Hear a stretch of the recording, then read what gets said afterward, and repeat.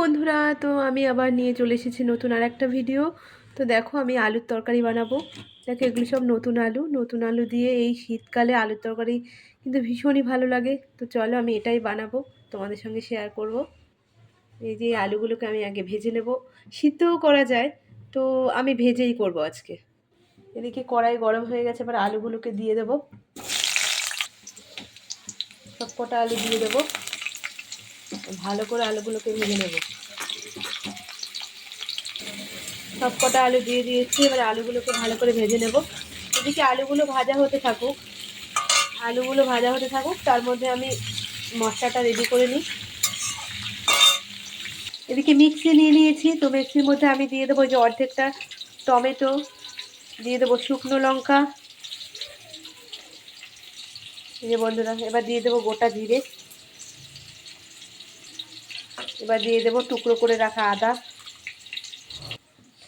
এবার দিয়ে দেবো একটু এই যে তেজপাতা, দিয়ে দেবো দারচিনি, এলাচ। এবার এটাকে সুন্দর করে পেস্ট করে নেবে। চলো পেস্ট করে নিয়ে আসি বন্ধুরা। আর দেবো একটা কাঁচা লঙ্কা।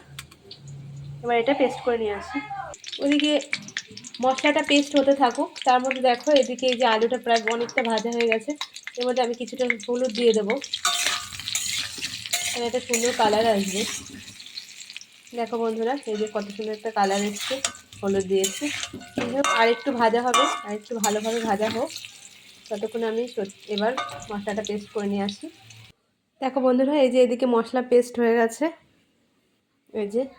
আর এদিকে এই যে আলু ভাজা পুরো কমপ্লিট। আমি আলুটাকে তুলে নেব। আলু ভাজা আমি তুলে নিয়েছি, এই যে আলু ভাজা তুলে নিয়েছি। এবার এই আলু ভাজা তেলের মধ্যেই দিয়ে দেবো ফোড়ন, দিয়ে দেবো জিরে ফোড়ন, দিয়ে দেবো একটা দারচিনি, দিয়ে দেবো তেজপাতা, আর দিয়ে দেবো গোটা একটা শুকনো লঙ্কা। ব্যাস।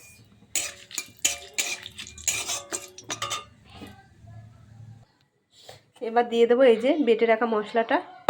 চলো, এই যে মশলাটা দিয়ে দেবো। এই যে বন্ধুরা, পুরো মশলাটা দিয়ে দিয়েছি। এবার দেবো হলুদ গুঁড়ো, লবণ, সব কিছু দিয়ে দেবো এক এক করে। এই যে বন্ধুরা, দিয়ে দিলাম হলুদ গুঁড়ো, দিয়ে দিলাম পরিমাণ মতো লবণ, আর কালারের জন্য দেবো একটু কয়েক দানা চিনি। ব্যাস, আর কিছুই দেবো না। আর মশলা তো সব কিছু দেওয়াই আছে। মশলাটাকে একটু ভালোভাবে কষাবো, তারপরে আলুগুলোকে দিয়ে দেবো। দেখো বন্ধুরা, এই যে মশলা থেকে তেলটা কিন্তু ছেড়ে গেছে, দেখে বুঝতে পারছো মশলা থেকে তেল ছেড়ে গেছে। এবার আমি আলুগুলোকে দিয়ে দেবো। এবার আলুগুলোকে মশলার সাথে ভালোভাবে কষিয়ে নেব।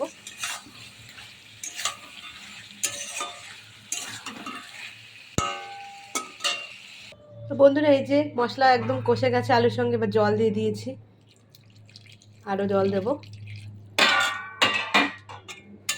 এবার একটু ভালো করে নাড়িয়ে নিই। মশলা কষে গেলেই জল দিয়ে দিতে হবে। এবার একটু ফুটুক, আলুটা সেদ্ধ হবে বেশ, আরও ফুটবে, তারপরে গরম মশলা দিয়ে নামিয়ে নেব।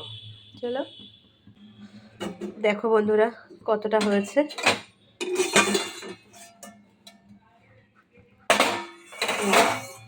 ফুটছে, সিদ্ধটা মানে দেখি কতটা কি সেদ্ধ হয়েছে। এই যে এখনো সেদ্ধ হয়নি, আরও অনেকটা সেদ্ধ হবে। দেখো কতটা শক্ত। আবার ঢেকে দেবো, ওই জন্য গ্যাসটা আমি কমিয়ে দিয়েছিলাম। চলো আবার ঢেকে আবার আসি আর একটু। তো বন্ধুরা, এবার ঢাকনি খুলে দেখি কতটা কি হয়েছে। এই যে প্রায় হয়ে গেছে, দেখো দেখেই মনে হচ্ছে এই যে সেদ্ধ হয়ে গেছে,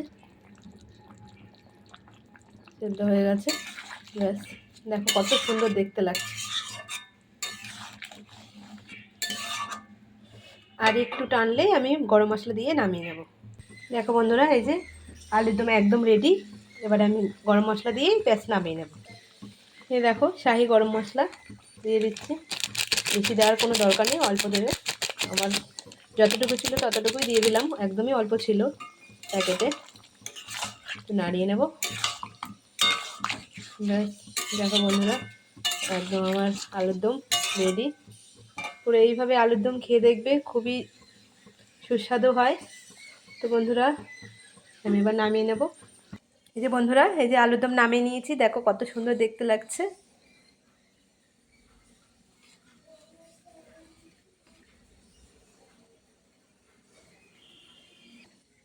দেখো কত সুন্দর দেখতে লাগছে। তো বন্ধুরা চলো টাটা, তোমরা সবাই ভালো থেকো, সুস্থ থেকো। আবার চলে আসবো নতুন আর একটা ভিডিও নিয়ে।